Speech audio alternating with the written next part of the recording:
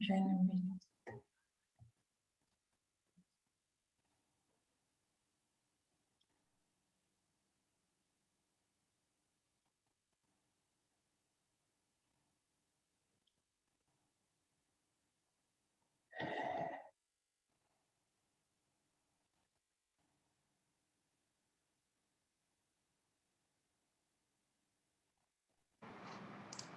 Good evening, everyone, and welcome to this night's A discussion, part of our What's Trending series.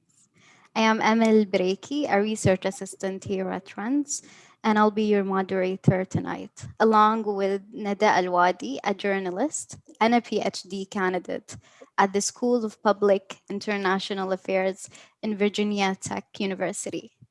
On behalf of Dr. Mohammed Al Ali, a chairman of the board and CEO of Trends Research and Advisory, I would like to extend my gratitude to our speakers for their participation with us tonight. First, I'd like to wish a happy International Women's Day to all our speakers and female viewers. I am honored to be moderating an all female panel on this special day that celebrates all of us, our social, economic, cultural, and political achievements. The theme of this year's Women's Day is choosing to challenge, and I truly hope, we all find it within us to challenge discrimination, biases, and stereotypes against women across the globe. Tonight's discussion is the last in our first theme of the West Trending series, which is opportunity, and it will evolve around the role that good governance plays in unleashing opportunities and empowering individuals, as well as the role women play in governance. Kofi Annan, the former UN Secretary General, once said, good governance is perhaps the single most important factor in eradicating poverty and promoting development. Governance as a concept has an array of definitions that often differ from one context to another. However, good governance at all levels shares common and fundamental principles such as transparency, accountability, adaptability, and innovation, among other principles. Only in an environment that fosters inclusion, creativity, and innovation, enabled by good governance, can an individual thrive. So, the importance of good governance truly lies in its ability to turn emergent obstacles into learning opportunities.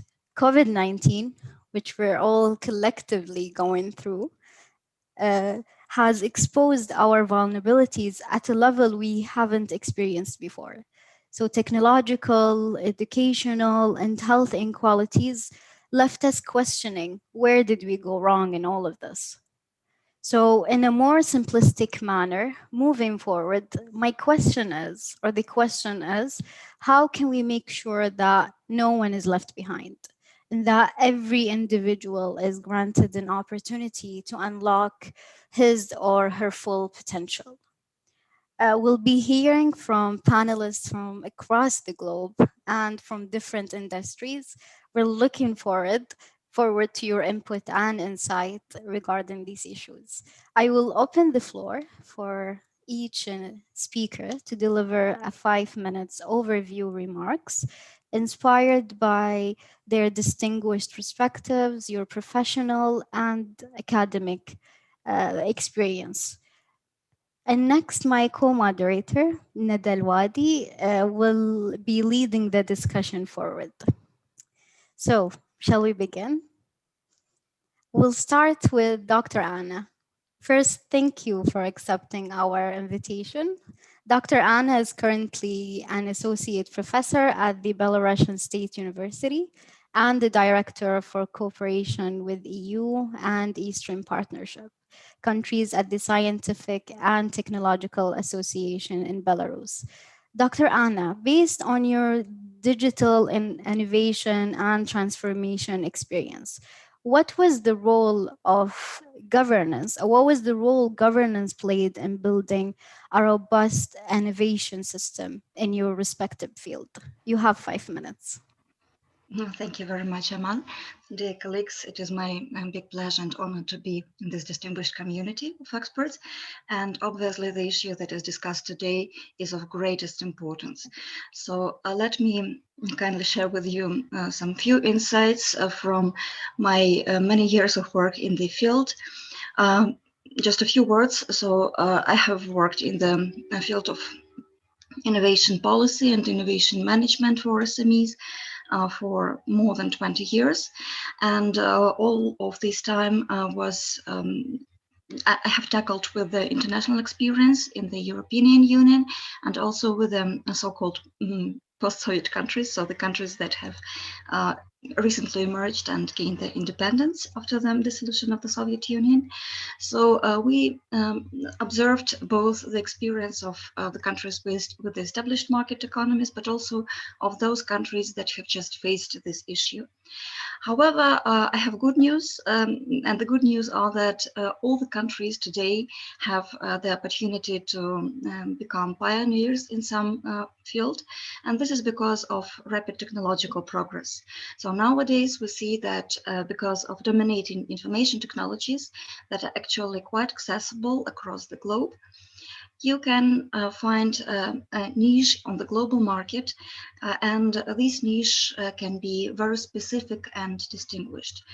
And let me talk about future and make some insights into our practices, what has already happened or what is currently ongoing in the region of um, European Union and wider Europe, so to say, including the countries that have recently gained their independence.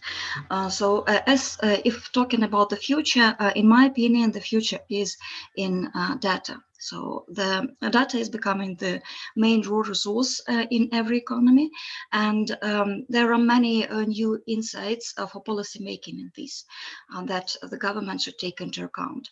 So first of all, due to accumulation of huge amounts of data across the globe, there is a new niche on the labor market. So now there is an opportunity for people to engage into systematization and analysis of data that was collected anywhere across the world. And that means that this job can be made from any place of the world, independent whether you have natural resources or not. But you need the other resources. You need the resources of data processing centers, you need telecommunication infrastructure, and some mathematical mindset. So this means that the policy agenda needs to be reshaped to include the opportunity of this good telecommunication access, of environmentally friendly introduction of data processing centers, and obviously the education of people to work with AI tools, with big data processing, and predictive analytic methods. The second dimension is about data being the tool for improving the efficiency of the existing economic operations within a company and also in the external relations. And these concerns both B2B, B2C, and B2G relations. What we see from European Union countries, from the Eurasian Economic Union countries, is that they increasingly try to process the economic the data that is collected in the information systems about the economic operations within the company and also in the international economic relations. And for example, in my country, in Belarus, there is the big work ongoing to implement the electronic platform for external trade, which in its good and best shape would include the pipeline for all official data collected by state authorities to be processed within one window, so that authorities do not have a right to request data from SMEs if this data was already submitted to the other authority. All licenses, all certifications of origin, taxation, and customs duties should be chargeable automatically within the system, and suppliers and logistical operations can conclude contracts online, also including the smart contracts that are implementable on the basis of blockchain technologies. And as you might know, Belarus is one of the countries where the cryptocurrencies and blockchain technologies have been legalized and are already implemented even by the National Bank. So what is the role of the government in that is that government needs to provide the visual recognition of electronic documents across the state authorities, but also across the countries. So in my country, we have already one central issuing of this electronic digital signatures that should be recognized by all the public authorities. And we also work on trusted third party, so-called trusted third party service, which allows to recognize electronic digital signatures across the borders within the Eurasian Economic Union. And of course, the government should invest into the core of such a digital platform and allow business to develop the interoperable models for the further advanced services. And just a few words about the last third dimension of data as an economic asset nowadays. So it is my strong conviction that data is becoming the new source of innovations and also self-employment, because data that was collected in the state registries, and it was if it was paid by taxpayers, and if it is not confidential, so it is not personalized, it is not a commercial or trade secret, it can be and should become the powerful source of new products and services, which should be used by the open public and by those people who want to establish their businesses. This is called open data concept, and we need to implement it thoroughly and openly. So the role of government in this case would be to unlock this potential by implementing the new rules for distinguishing what is the confidential data and what is the public data, making it publicly available in the machine-readable format, and at the same time teaching people across all the industries and all the professions how data can be used as the new source of innovation. So that's from my side. Thank you. Thank you so much, Dr. Anna. That was very insightful. We'll be moving to Dr. Fatma. Dr. Fatma is a research fellow in Bahrain Center for Strategic, International, and Energy Studies. Dr. Fatma, one of your research interests is women in the IT field. So, has the current governance system, based on your experience in Bahrain or in the region, helped include women in the IT field? And if so, in what ways? You have 5 minutes.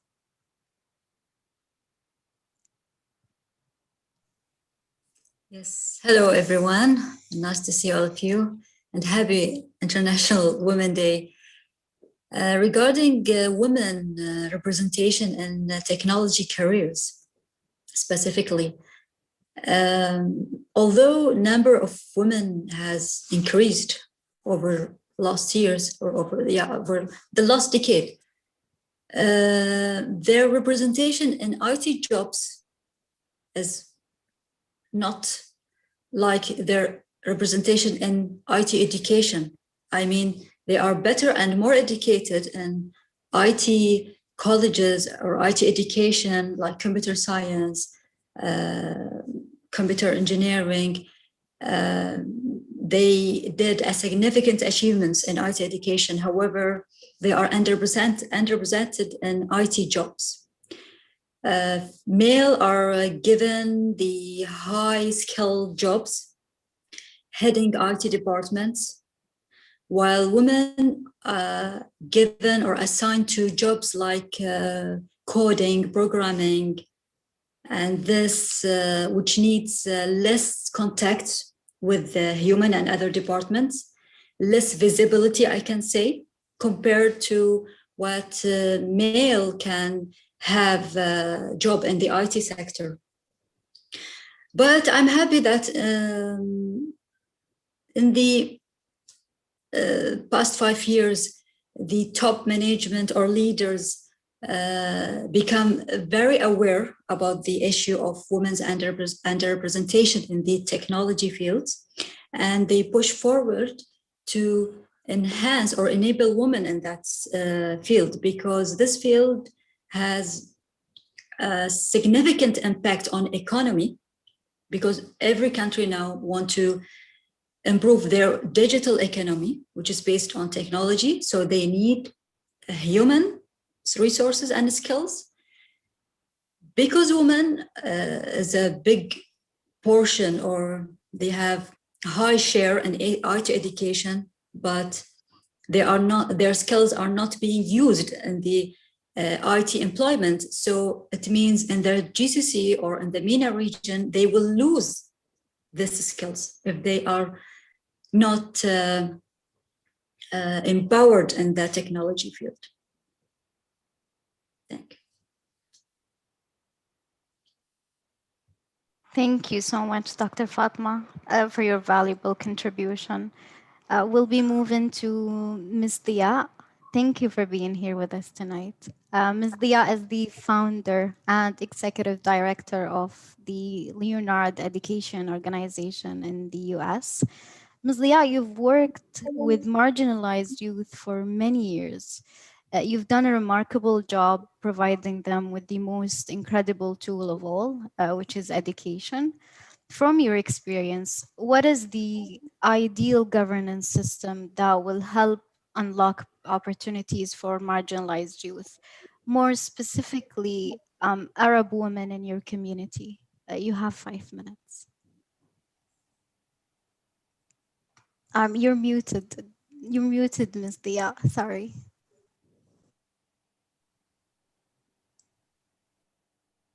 Thank you. You're muted again. I'm so sorry. Okay, now it's good. Amal, and it's my honor to be part of this very distinguished panel. Hello, panelists. Yes, so 40%, roughly 40% of the youth, marginalized youth we work with happen to be young women coming from the Middle East. It's really fascinating that they take on such an adventure, leave their homes and travel so far away. But I think it just shows the determination and the interest. A lot of the students we work with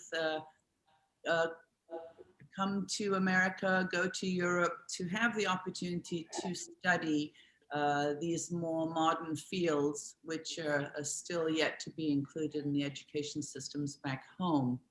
So this is definitely something that could be worked on and improved upon. Personally, I'm a big proponent of international education. I think it has a great value. I think countries should encourage their citizens to study abroad, and encourage students from other nations to come and study in their countries. This is vital for public relations, trade, diplomacy, understanding other systems, being exposed to other methods of governance, of society. I think all of this is really very valuable. So I would encourage that that's considered, and certainly encourage the young women of the different countries to also explore this. So there are really three things I wanted to mention today. One is the importance, I believe, of international education, whether it's at undergraduate level or master's and PhD. The other is the introduction, the importance of introducing prep, the thought of what's next after high school. So starting in 10th grade, to have a discussion, to have facilities at school to discuss career paths and tracks, and to have us stop thinking about the conventional medicine, engineering. There are so many more new fields, as our colleagues have discussed. And I think that we have found that the students lack access to understanding and knowledge about that. And I think this could be very important to start educating that age group to prepare for higher educational opportunities and to think about careers in the future. Lastly, I'd like to mention the importance of internships. That should include public and private sector in all of the countries. So historically, they were called apprenticeships, but now internships are actually a very successful part of the education system here in America. We encourage our youth to become engaged because this is a very good way to prepare the young professional during their college, university years, and also to introduce them to employers. So a lot of employers don't want to hire new grads, but without work experience. How do they get work experience if it isn't for the fact that they have had the experience of an internship, and a valuable one? These young people, I believe, have extreme value to the workplace. And I think both government and the private sector should really consider having internship programs year-round, summer, Christmas holidays, whatever it is, to enable to help develop these young people and better prepare them for the workforce when they enter.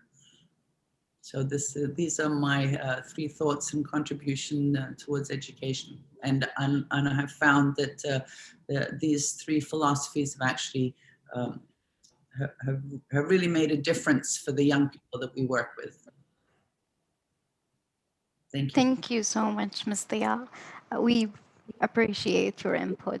So we'll be moving to Ms. Deborah. Ms. Deborah, it's an honor to have you with us all the way from Sri Lanka. So Ms. Deborah is the founder and CEO of Child Action Lanka, a non-profit organization that aims to provide sustainable and transformational development for marginalized children and women in Sri Lanka. Ms. Deborah, you've tackled issues throughout your career in education, health, and child protection, not only on the surface level, but on a deeper level as well. So I'll be asking you the same question I asked Ms. Leah. So in your experience, what is the ideal governance system for humanitarian efforts? And what can be done, what can be realistically done in the time being? You have 5 minutes. Thank you, Amal. Thanks for the opportunity. I think thinking about it, there's a few different things I would think that that I would consider as elements for good governance in terms of the work that I do from this part of the world. And to just put it in context, I think Sri Lanka is a country. It's one of the 13 countries around the world that had the highest position of executive power where women led them. And so putting it into that perspective, I'd say, if we were to look at it, I'd say Sri Lanka hasn't had the opportunity to go a lot further than where it started out. And yes, there is a lot of freedom. There's the freedom to go forward. There's a freedom for women to do what they want to be doing. But I think it's also twofold, partly because in terms of the work I do, what I've seen very often is that it's not just the governance part of it, but it's also the mindsets that women have due to cultural obligations. So talking from that sense, I'd say, one of the things that are important is participation. People need to be able to voice their opinion. There needs to be legitimate mediums for this. And I'm not just talking women, I'm saying men, women, the affluent, the vulnerable. All sectors of society need that freedom of expression. And in terms of the work I do, because I work with some of the most, I think what society would call untouchable kind of people. It's something that I constantly see, and it's something that I've constantly come across. And so because of that, I'd say, being able to get them participating is really important. And we're talking about people who are not recognized in society. What about their views and what about their participation? Something else that I think is really important is the rule of law And basically, if we can strengthen legal frameworks, not just nationally, but I'm talking globally as well. Legal frameworks in terms of governance needs to be strengthened, because if not, in the absence of that, what's going to happen is that there's going to be a situation where the strong will prevail over the weak. And in many situations where we call injustice and unfair is because the strong prevail over the weak. Also, one of the other things that really struck me is that a consensus orientation in it, because basically it's hard to satisfy everybody's needs. Everyone has an opinion, everybody has something that they want. People's wants are unlimited, people's levels of satisfaction, they range from 0 to 10. But I think if everyone doesn't achieve what they want, there's still a minimum achievement level that's possible. And I think reaching that level, that minimum achievement level, within a reasonable amount of time, basically, in terms of the best, working in terms of the best interest of a community, whether that is women, whether that's children, whether that is underprivileged, whether that is marginalized, however that might be. I think working in the best interest of community is really important. Something else that I'd like to bring up is people need opportunities to improve, and that goes back to where I started out. People having opportunities, doorways, and options for them. And I think good governance, a part of good governance includes that kind of equity and inclusiveness, where society becomes equitable and provides people with opportunities to growth. The process, very often we see that the process and institutions need to produce results in society, that they need to be able to produce results to meet the needs of community. It's not just a resource maximization. It's not just about output maximization, but it's also, do we have the right processes? Are our institutions working towards producing the results that meet the needs of community? I think just like my colleague Dea was talking about it, she was talking about the importance of where education leads, the importance of internships. In the same way, I think there needs to be result-driven producing of communities being able to, their needs being able to be met. And lastly, I'd like to say, accountability. I think accountability is really important, whether it is the government sector, whether it's the private sector, whether it's the civil society sector. I believe there needs to be very strong levels of accountability being left. People being held accountable to the public. So I think these are some of the things that I consider really important, especially with the sector that I work in. And I hope that answers your question. It does. It does, and beyond though. So thank you so much for being with us. Moving to Ms. Khadija. Again, thank you very much for being here and accepting our invitation. Ms. Khadija is the head of nuclear and radiological safety security audits in the National Center for Energy Sciences and Nuclear Techniques in Morocco. Ms. Khadija is also the first Arab North African woman to be a UN and International Atomic Energy Agency expert in emergency preparedness and response in radiation protection. Ms. Khadija, as a woman in the energy field, how do you see the governance system?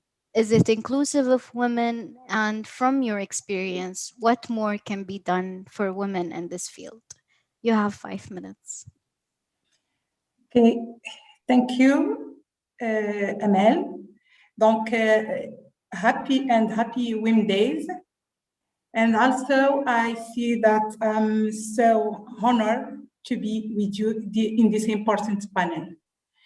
Because before to talk about women in this field, I want to talk about some elements of effective governance.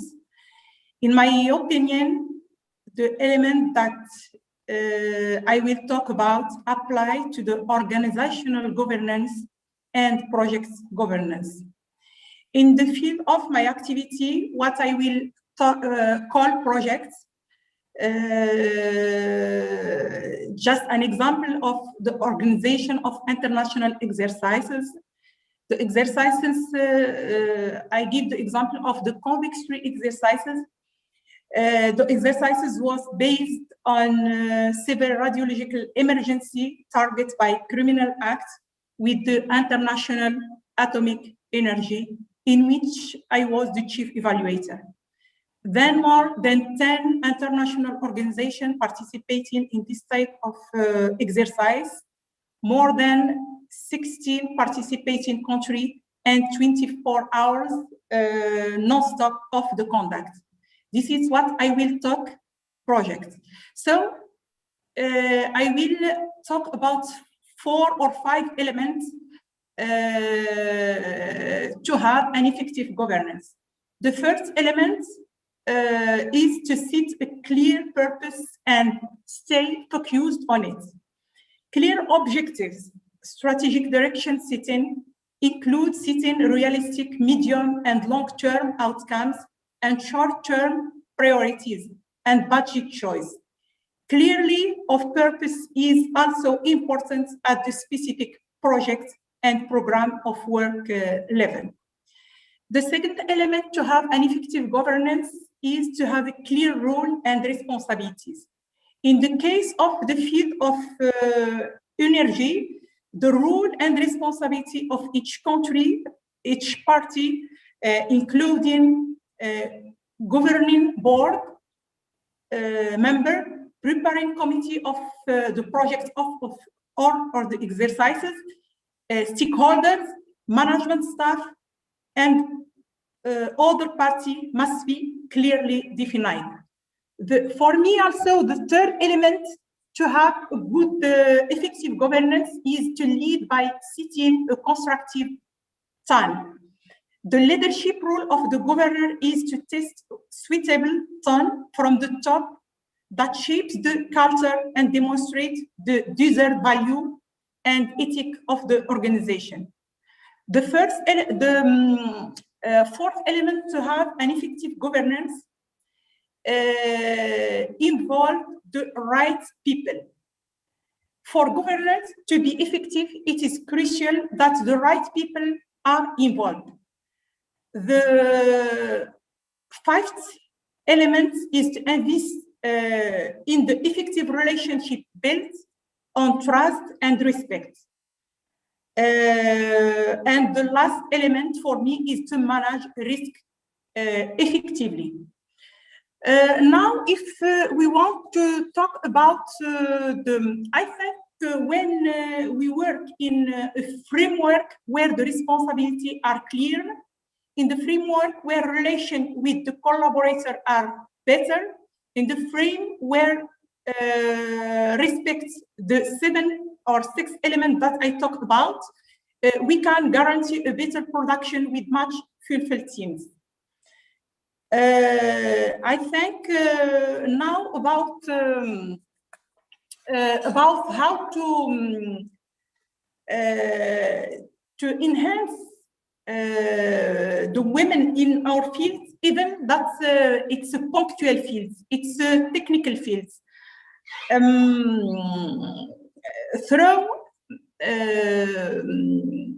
as vice president of WIN Morocco. WIN Morocco is an association, Women in Nuclear Association is a part of the WIN Global Association. It was created in 2019, often women operating in the field to discuss nuclear issues, to make their voice heard, and to give young women ways to success in their studies and professional life. Because in our field, we have less women and we should debate to have more and more women in our field. Thank you. This is my contribution in the first part related to the governance. Thank you. Thank you so much, Ms. Khadija. That was very insightful, and thank you for the information provided as well. Moving to Ms. Vilena, we're very happy to have you. Ms. Vilena is the director at the Austrian Institute for European and Security Policy in Austria. From your experience, Ms. Vilena, in policymaking, what are the essential elements that governments need to, to include to ensure a sustainable governance system? You have 5 minutes. Thank you. Thank you very much for your invitation. It's a wonderful opportunity to be among such amazing women and female leaders. I want to also extend all my best wishes on the occasion of the International Women's Day by quoting Eleanor Roosevelt, who once said, "A woman is like a tea bag. You never know how strong she is until she gets in hot water." Now, why am I using this quote? Is because I would like to start with a very short introduction, considering domain that is more or less strongly male dominated, and that is the domain of security and defense policy, which is also the domain I have been working in for the last 10 years. Now, as we know, governance is the process through which states and non-state actors interact to design and implement policies within a given set of formal and informal rules that shape, but also are shaped by power. And the concept of power has been as old as actually the concept of rule and the concept of decision making. When it comes to the European concepts of governance, Austria is very much sticking to to the same concept as the rest of the European Union member states, and that is the concept of good governance. So in the context of political and institutional environment that upholds human rights, democratic principles, and also the rule of law, good governance is actually this transparent and accountable management of human, natural, economic, and financial resources for the purposes of equitable and sustainable development. So good governance has taken on increasing importance, specifically in the last 15 to 20 years, in not only development cooperation, but also cooperation with third partners due to the enlargement of the European Union and also due to the increased links of the European Union and the European Union member states with third partners in North Africa, in the Middle East, in Eastern Europe, and beyond. Now, against this background, female leadership remains largely underrepresented and undervalued in politics and decision-making processes in the European Union, and unfortunately also worldwide, notably in the areas of foreign policy and international security. Let me give you an example. Within the European Union, 6 women hold the post of defense minister, and only 3 out of 27 foreign ministers are actually women. So, why am I pointing out this information? Well, in reality, there is one important number we all should keep in mind. Almost 4 billion. This is the number of women and girls that are in the world right now. And these 4 billion, of course, need their voice to be heard, but also, of course, an adequate decision making. So there is also another important number, which is in fact 0. And that is that according to reports, the number of countries set to achieve a gender equality in general, not in the field of foreign policy, international security, by 2030 is going to be 0. So why is gender equality important in the field of foreign and security policy? One would like to ask. Research and studies show that the more gender equal a country is, the less prone it is to get involved, for instance, in international conflicts. Including women in peace negotiations increase the success of peace negotiations. If they make it to the negotiation table at all, the resulting agreement is 35% more likely to last at least 15 years. Even though women play such a decisive role for lasting peace, they made up only 13% of negotiators in major peace processes from 1992 to 2018. They made also only 4% of signatories and only 3% of mediators. Now, a final remark on my side. Why is it so important to include female leadership, specifically in these highly male-dominated fields of foreign security and defense policy? Is because the new way of governance regarding the challenges and the complexities of the 21st century would actually require qualities that are very much, in fact, very much suitable to women.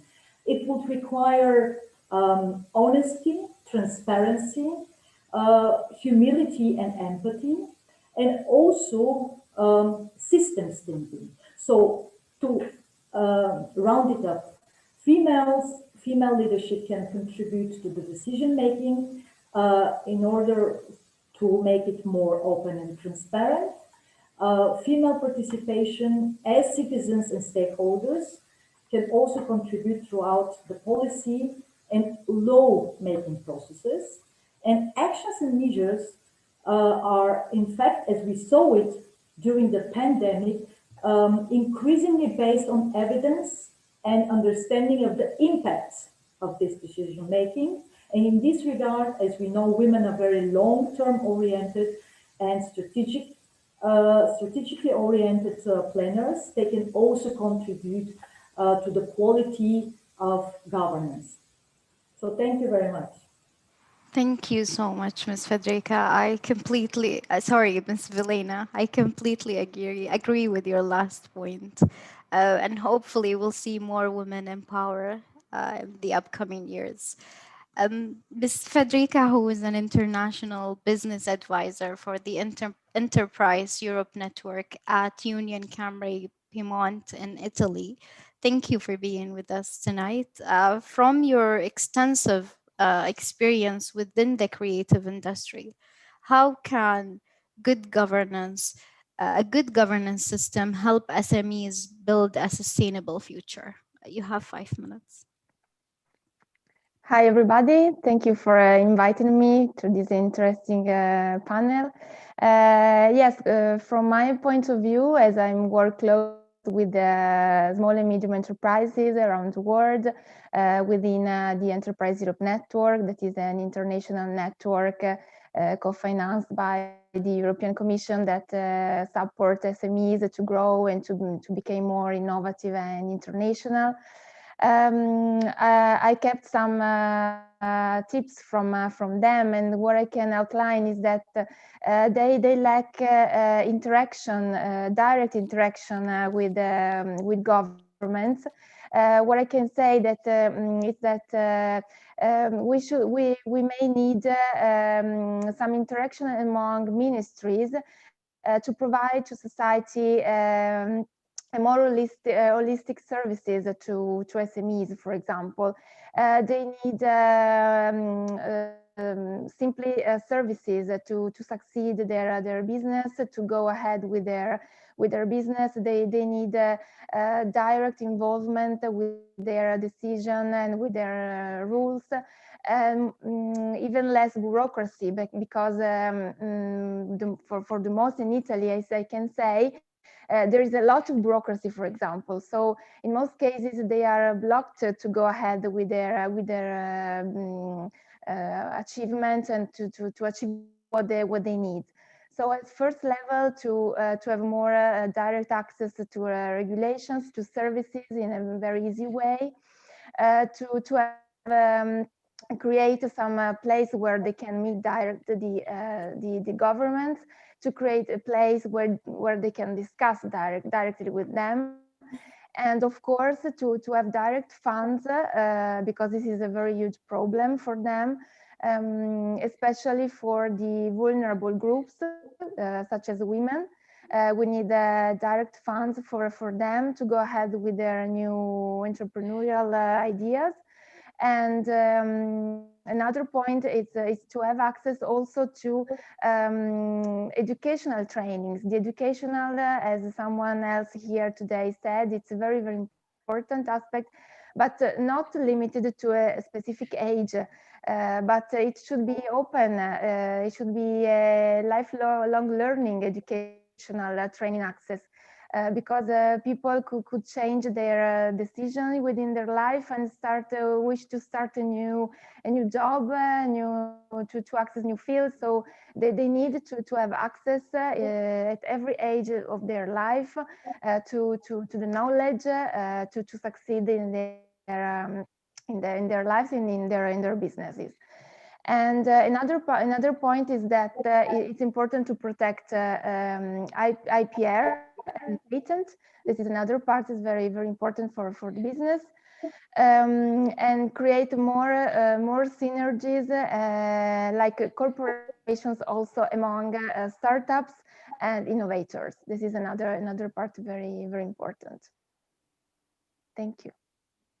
Thank you so much, Ms. Federica, for informing us on what SMEs go through in Italy, and as also your recommendations what should be done. So thank you everyone for your well-informed and profound answers. They were very interesting. And my co-moderator, Neda, will be taking it from here. And I'm really looking forward to the discussion. The floor is yours, Neda. Go ahead. Amal, I think you did a great job. And I just have to say, you ladies rock. You ladies are so inspiring. I was listening to all the stories from around the world, and I couldn't believe that I am with this panel. I applaud you, and happy International Women's Day today.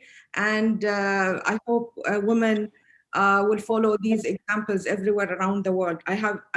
There are so many aspects, there are so many different ways the discussion can go, but I was writing down some questions, and hopefully we'll have a constructive discussion in different ways. I want to start from the beginning, but I might merge few points, few speakers, because some of you collided in some topics. Some of you spoke about the policy, some of you about the society, some of you about women participation in IT. So I want to start with Dr. Anne, if you are around, because you started off very strongly talking about innovation policy, and talking basically a futuristic outlook, I would say, on what governance will look like probably in the future, what we all expect it to be.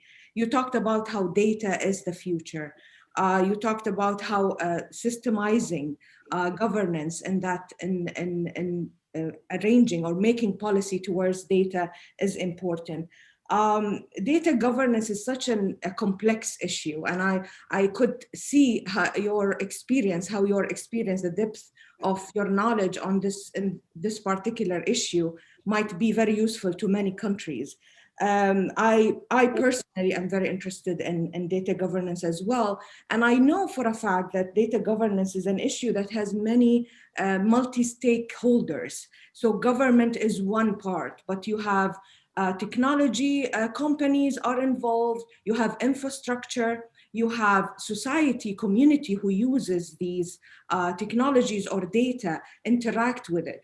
And making policy in this sense for data is extremely hard. Scientists have been trying to figure out a way to bring all these multi-stakeholders together in terms of shaping effective policies. I want to give you 1 minute or 2 minutes basically to elaborate on this particular aspect. It's extremely important. We'll set the line for the rest of the discussion. Dr. Anne, go ahead. Well, Nada, thank you so much for such elaborated overview of the topic. You indeed are right in that there are so many dimensions that need to be taken care about. And that means that all of the stakeholders need to learn, all of the stakeholders need to to acknowledge that there are risks connected with data management, and also that these risks are intrinsic. So we need to be risk to accept part of these risks and to allow them to happen. So maybe to be short, my message towards all the governments and stakeholders would be that if we want to be innovative, we need to allow ourselves to make mistakes, and we need to allow all the stakeholders to not be punished for trying something new. Because when we try to arrange different models of operation, being related to technological outset or to legal aspects of data management, everyone will be subject to making mistakes, but that's how people are learning. So let's allow ourselves to try and to not be punished for just trying to make something different and more useful. Thank you. That's great. So in terms of, you have interests that come with, let's say, technology companies that create, let's say, technologies that the governments are using. And then you have users of these technologies and data. And the government is basically trying to, like, if we would give a recommendation to governments today on how to juggle all these different interests, and which interests should they look for at the top, what would you say? That's a very complex question again.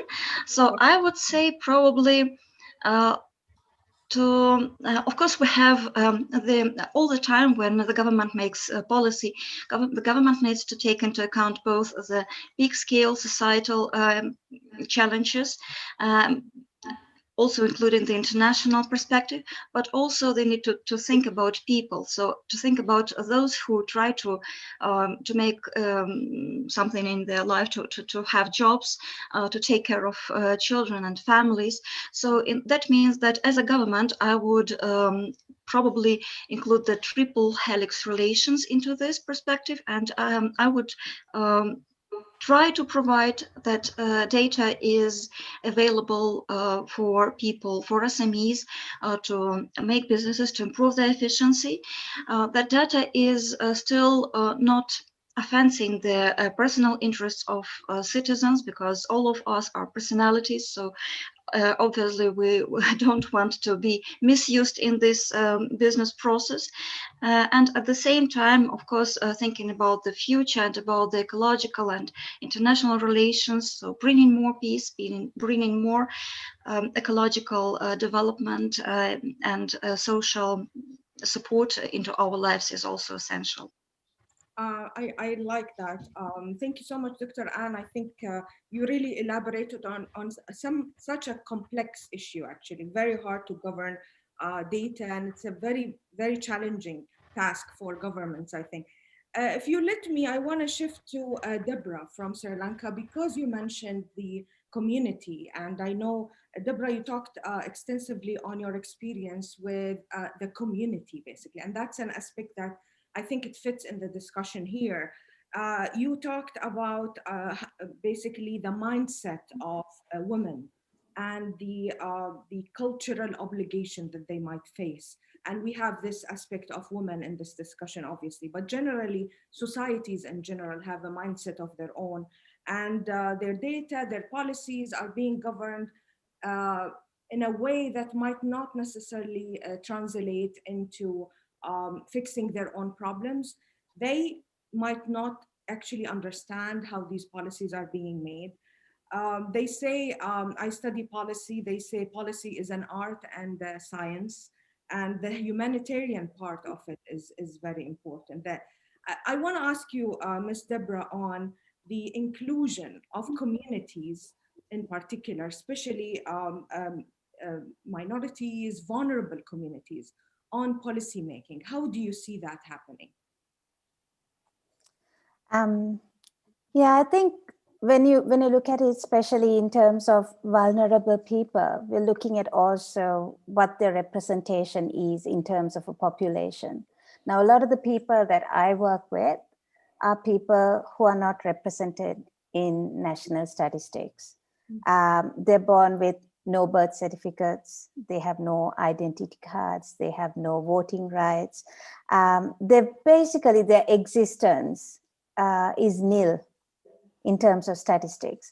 So if you take people like this, I think when it comes to their representation, it's nearly non-existent. And I believe in terms of governance, this is something that needs to be looked at, and it's something that needs to be considered, because in terms of a country, countries need to also reach the top levels, but also go right down to the very grassroots levels of society.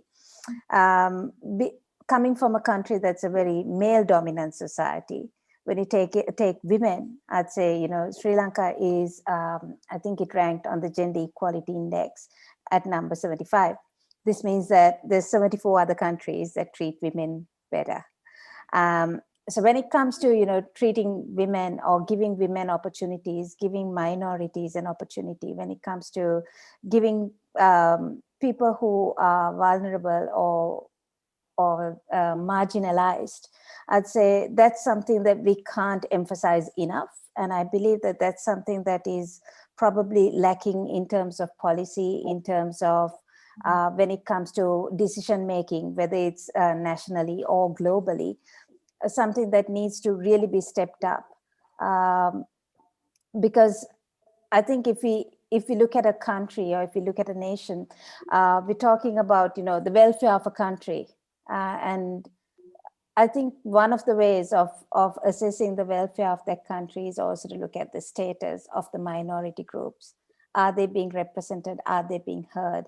Are they being participants of decision making when it comes to equity, or when it comes to inclusion, when it comes to accountability?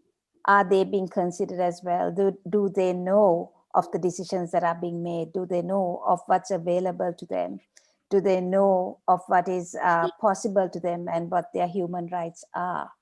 A lot of people are actually unaware of what their rights are and what's available to them.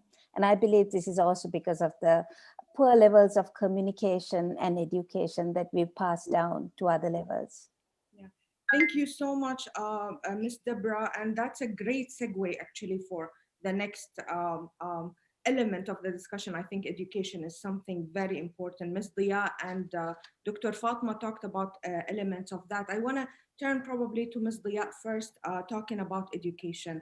Deborah was just mentioning how, well, generally communities, minorities, women are not necessarily minorities, but they are underrepresented. They might lack access to information, education, and that would be the reason why they are not involved in policy making. Their needs are not translated in policy making. Ms. Dia, you worked with communities here in the US. I live in the US, and the most vulnerable communities who come to the US, probably from the Middle East and around the world. And you elaborated on how women in particular have these needs of having access to internships, to opportunities, to learn that there are other ways to live, basically, to be included in the table. If you can tell us some stories, things you learned from working directly with some of the students and the women you encountered with. Well, thank you. I will tell you, I believe I've learned the most because I work on a grassroots level with these young people. We ask them, they participate in running the program. So we ask them to help us establish our standard operating procedures. We engage them in running the program, and we listen to their challenges and their needs, and we address them. We're dealing with human beings, so we address everybody's. There's no one size fits all, everybody's issue on a one-to-one basis. What we've learned in our program is that there really isn't a conversation between government, educators, the private sector, and these students. And it would be wonderful if there'd be an annual conference, but more of, rather than presentation, more of an environment like this, town hall meetings, where there's discussion and debate. I think then there would be crossing over this cooperation would be able to enlighten all these sectors into what the need is, as opposed to perceived need. You're actually engaging in a discussion and a conversation about what is actually happening on the ground rather than what we think. So I've learned a lot from the students in this way. The challenges of the women have been very interesting. Our youth are from the Middle East. Predominantly, they are refugees. We found that we receive more of the families are willing to let us have their daughters if they are from a family of all girls. Or if they are orphaned and they're missing a parent. Or if they just happen to have been born very, very strong and independent, and somehow they have persuaded their families to let them travel. We do address this demographic, the young women. We're very careful. We do meet with the families. We assure them that we actually pick up the students at airports. We give them a lot more shelter and support initially until they're on their feet. So we manage our guidance of the young men differently than we do with the young women until they get on their feet. Statistically, our women do just as well as the young men academically, have gone on to PhDs. So we start working with them at high school, and then we follow them all the way through to PhDs, masters and PhD levels, and then to the workforce. So this is where, there's cooperation missing. There are many links that we're trying to pull together, this thread, so that when we've taken them on from high school and we've guided them with everything we do, the whole purpose is to send them home and place them in employment of some sort or the other. So this is where we feel that there's a gap. We're not cooperating as a community, the government, the educators. We're educating these youth. We want to send them home so that they can start contributing, especially the young women. And all of our young women want to return home. They want to be with their families. They want to be back with their society and contribute. And we just need to make this happen for them. So I highly suggest that we really consider that in good governance, that we do teamwork. NGOs work together closer with governments, but certainly the conversation needs to be with all of these different, the future employers, the business people, the government, the educators over there, university presidents, teachers, but the students need to also be involved in this conversation, I think, for us to get a better understanding and a better success rate from everything. I think the work you guys are doing is really inspirational. I just have to say, inspiring, and as you said, it can set a model for really governments, any organizations who actually want to adopt a particular case. It's not just one part; it's the whole process. As you said, it's a thread that there is a cultural aspect, there is an educational aspect, there is the future of where this is going. So yeah, I applaud you for the work you do. And it also actually is directly linked to a question I had to Dr. Fatma, who I think is inspirational in her work as well, in terms of energy and IT and women in technology, as you elaborated. It's such an interesting topic. You don't see women in technology a lot around the world, certainly not in the Middle East. And you definitely mentioned this particular gender gap between we talked about education. So when you educate women in IT, why don't you see the result translated in the work sector? Why don't you see women more present in decision-making positions, I would say. And I guess my question to you would be, what's missing? What's the link that is missing from the university, from what Ms. Dia would be doing, and then translating that into the actual field to make to make changes on the ground? What do you think? You are muted, Dr. Fatma. And don't, what can I say? It's cultural or social expectations that shape women's role in IT jobs. Mm-hmm. Men seen the ideal candidate for IT jobs more than women. It is a male-dominated sector, and that creates psychological barrier to them, and even prevented male leaders, I mean managers, first-line managers or managers in high managerial level, to attain women managerial positions in the IT fields. Mm-hmm. But I want to elaborate more on the question which you asked Dr. Anna Popel, the data and technology impact. Sure. I think this issue related to the regulatory system, mm-hmm. data and the technologies. Today, many governments plan to transform its regulatory system to support innovation while protecting citizens and environment.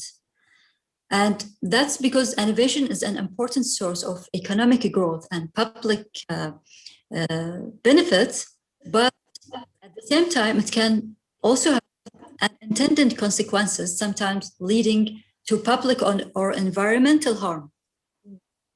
And the new types of products, services, and business models can present a significant problem for mechanisms of governance and regulation. Regulators may not always adapt an approach for innovation that is conducive to enabling innovation. And the technological developments have only intensified this issue as new capabilities, products and services emerging in areas like big data, artificial intelligence, where new products or services erode sectoral boundaries and allow vast number of actors the ability to do things they have not been able to do in the past. In addition, due to the technological development, some of the new innovative products or services were produced by several economic sectors, but they were viewed sensitive, and their deployment may interfere economic, political, cybersecurity consideration.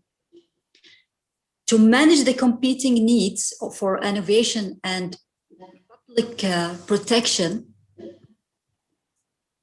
no delay. Can you hear me? There is a connection, okay.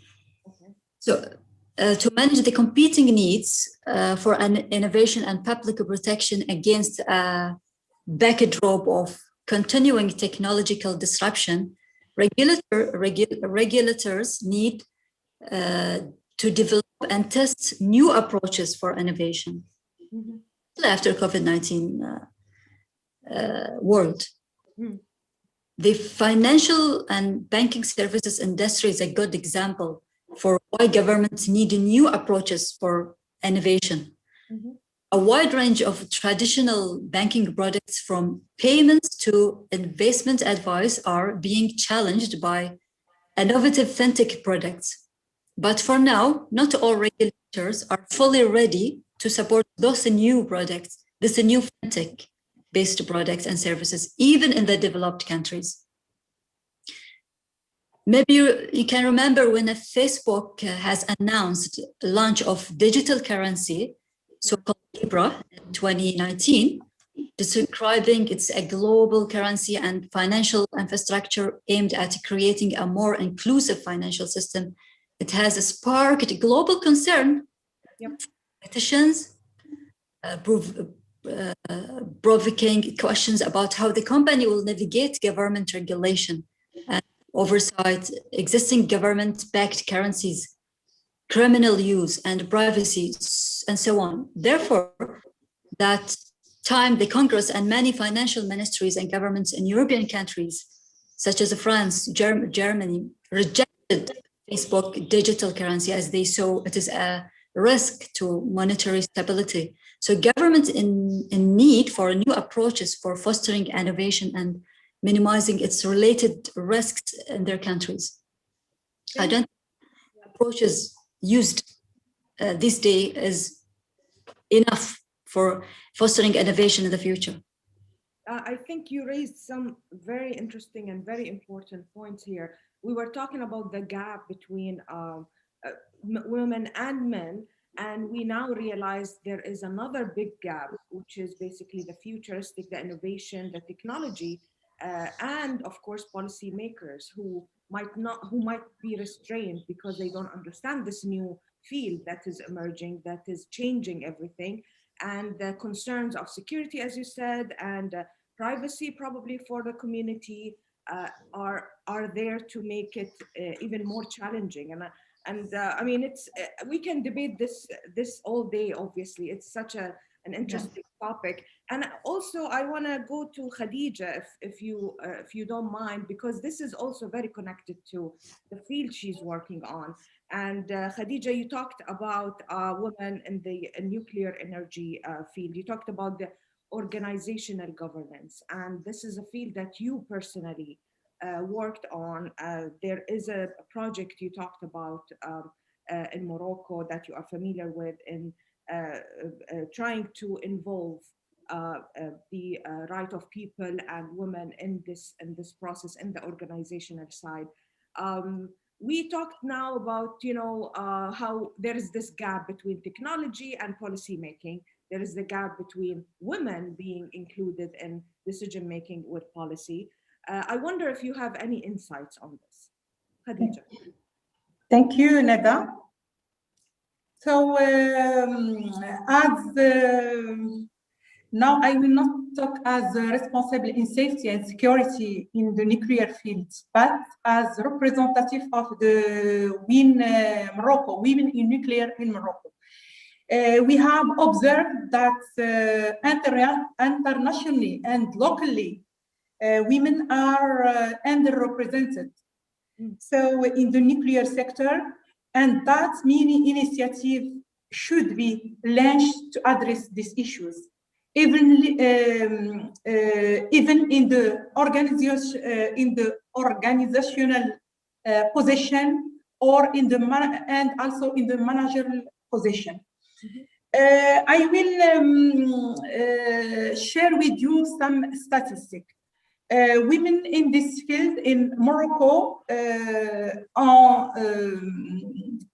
they have some important realization in the nuclear and radiological field initiated by women.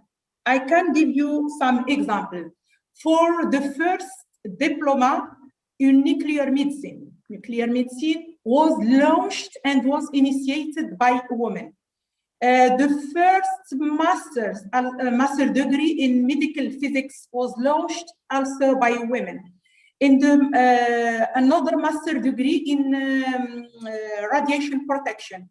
The second one, a master degree in the radiopharmacy, is so punctual.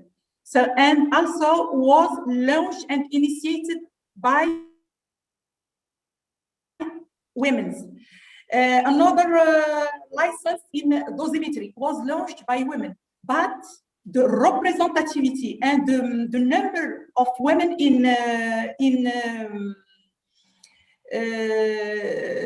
in the nuclear field are less representative. I can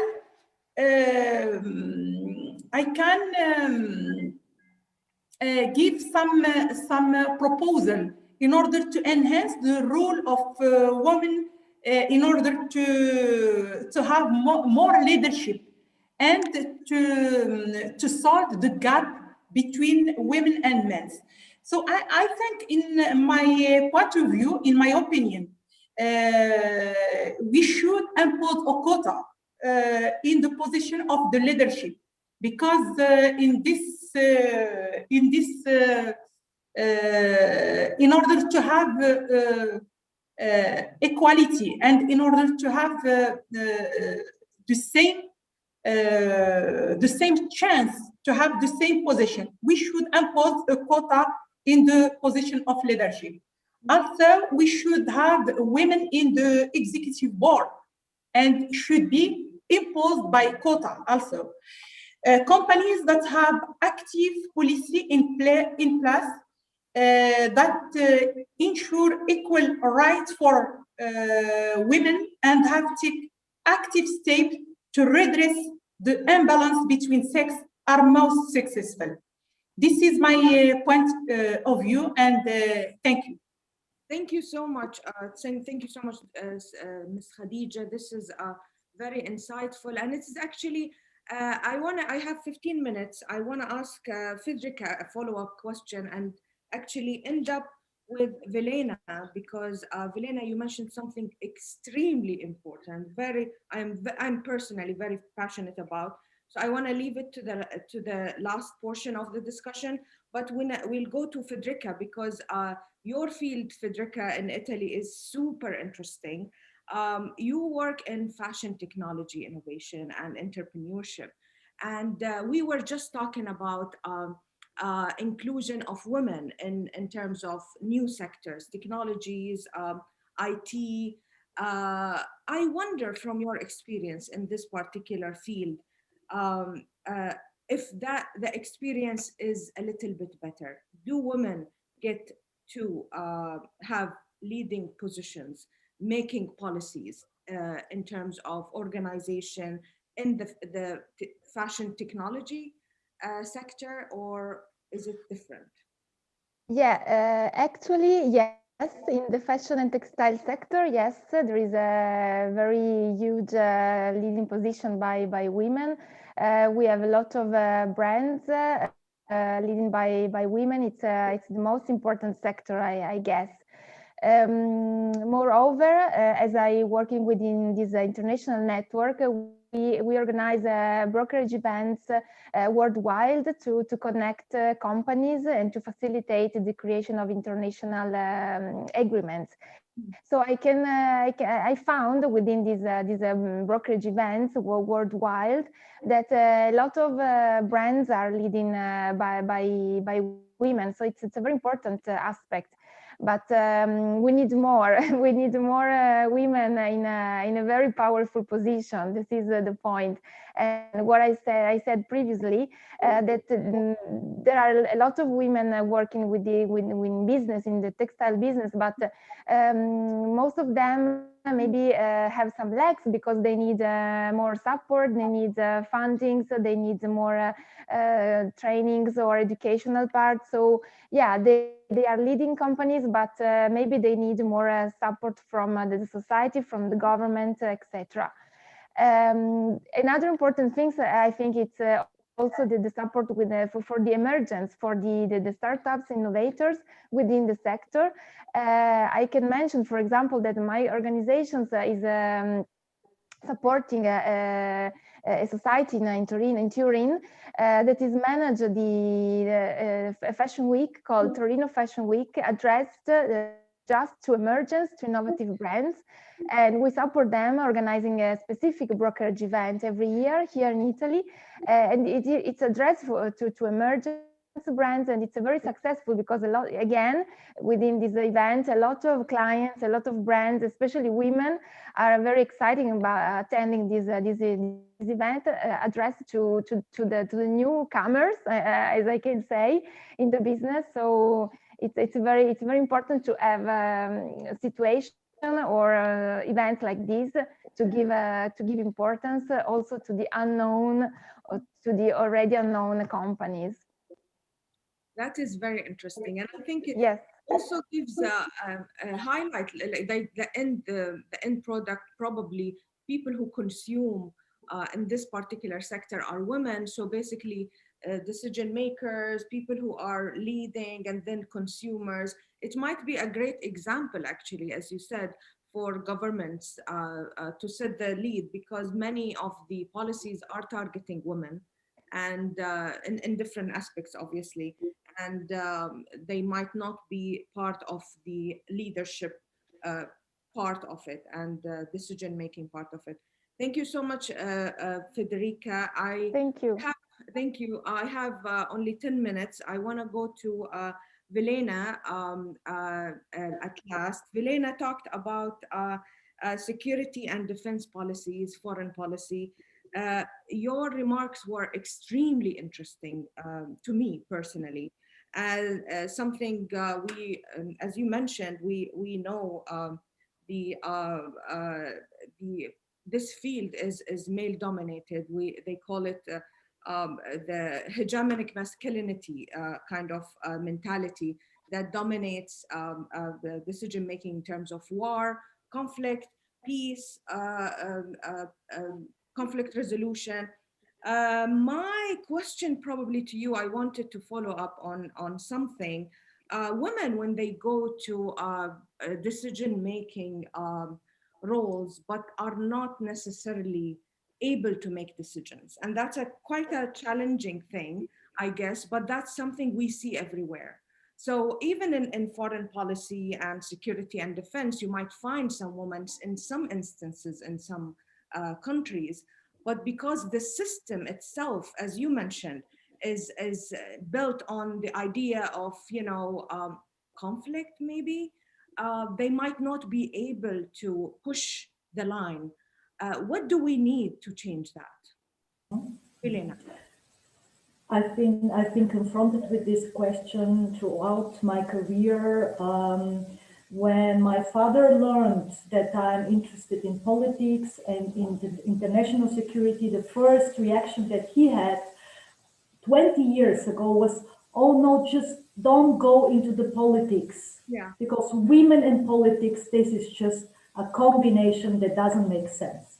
But saying that, he has always been very supportive of my career, and building on 20 years of academic experience in the domain of international security, where also female scholars were underrepresented, as we know, it's still the case, but also basically being active in a very strictly male domain. I have also some good news for you. If I compare the period from 10 years ago when I started and I attended meetings, closed door meetings with decision makers, there was the only woman that was there was actually the lady bringing in the coffees. So meanwhile, I have some really good news for you regarding the domain, because there are several colleagues at similar positions, at the position of director, and that's just the case of Austria. So it's not just an Austrian phenomenon, but meanwhile, the number of female leaders is increasing. The interest in the domain is increasing because, as I mentioned, the impacts of bad decision making, or let's put it in another way, of short-sighted and short-oriented decision making is actually long-lived. And of course, as I said, women are more strategically oriented, as those who are the family planners, those who are taking care of several generations in the future. So they actually tend to think more strategically. Now, there are various studies and research that actually prove that by just adding 2 to 3 women to a board of directors or leaders, no matter if it's the domain of security and defense policy or another domain, qualitatively increases not just the diversity within the team, but actually the resilience of decision making. That's already been proved by academic research over a decade of bringing out studies. Now let me introduce very shortly my personal leadership model, my personal concept that I've built throughout these 10 years. I'm in charge of a team that is diverse. I'm not saying that it should be exclusively female oriented. I don't want to be misunderstood. I'm actually rooting for equal access. So I think that one of the really wrong messages that we grew up with was that because women are passionate and have emotions, that is not a good thing to have as in your leadership portfolio if you are in a management position. And let me assure you that I think that is exactly the opposite the case, because if we want to reach out to communities and if we want to engage citizens, and I think that decision making will become much more complex given the incredible repercussions from the pandemic, unseen in the last 100 years.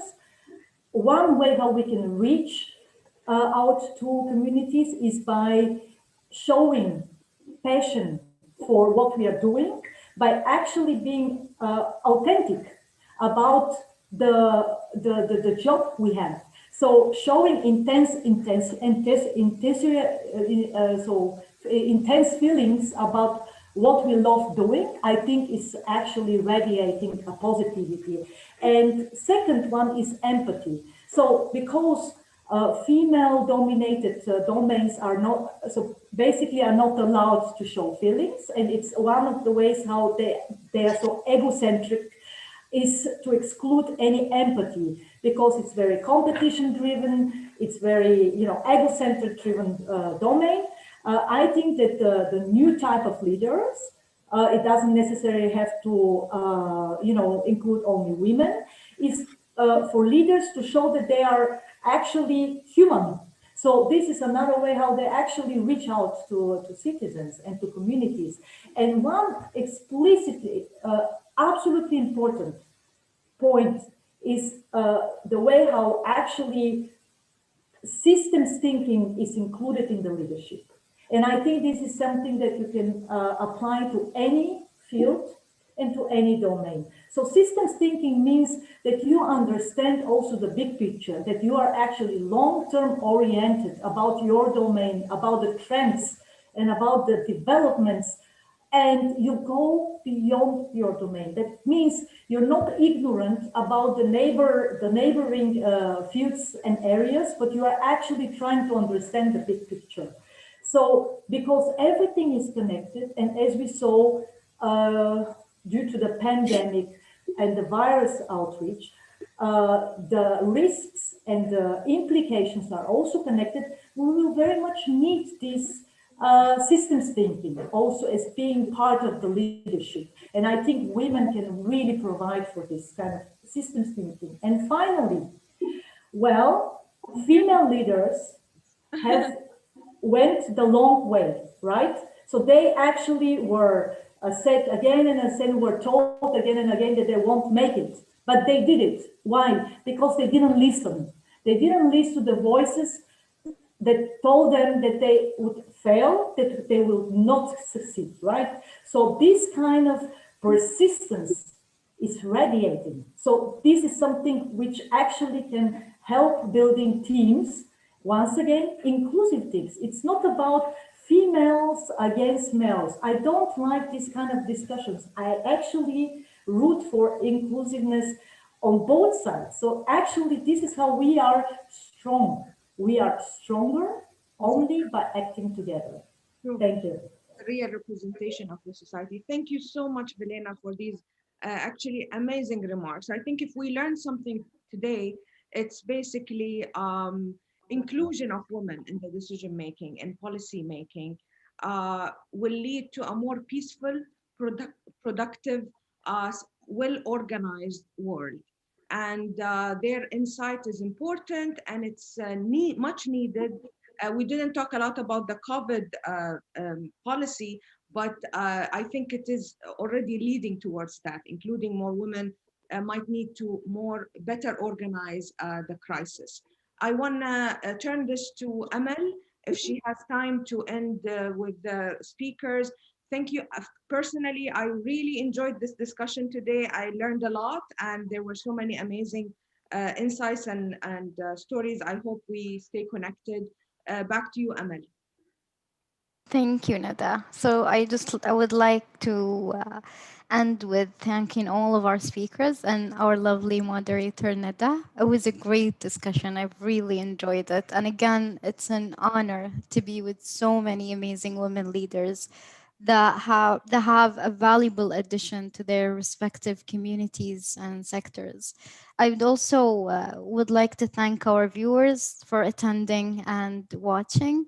Please tune in to our next online event titled Future Trends, the World in 2071 on Tuesday of next week at 7 p.m. Thank you, everyone. Thank you. Thank you. Thank you very much, colleagues. Thank you very much. Nice to meet you. Thank you. Bye. Thank you.